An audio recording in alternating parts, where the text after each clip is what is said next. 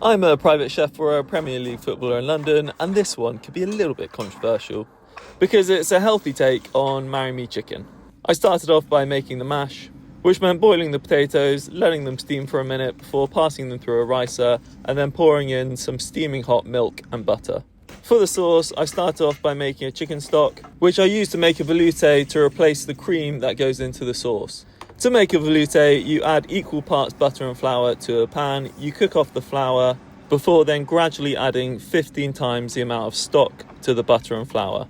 For example, if your roux was made up of 20 grams of butter and 20 grams of flour, you would then add 300 ml of your stock. This then gets cooked off for a few minutes until it thickens into your velouté. By using a velouté instead of cream, you're effectively halving the amount of calories you're adding to the sauce, and it's also increasing the nutrient content of the sauce whilst also adding slightly more depth and flavour. Once the velouté was made, I got on with the rest of the sauce.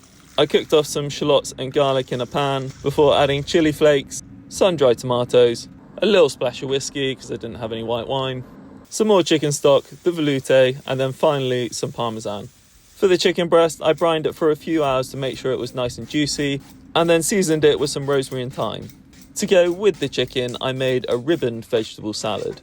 This had lots of colourful carrots, courgettes and parsnips, some spring onions, pomegranate, lemon, pickled cabbage, mint and basil.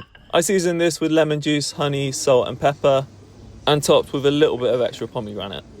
The resulting dish was real freaking tasty, and although you don't get quite so much creaminess using a velouté instead of the cream, it does significantly reduce the calorie content, and if you're using a good quality stock, it does really add another level of flavour.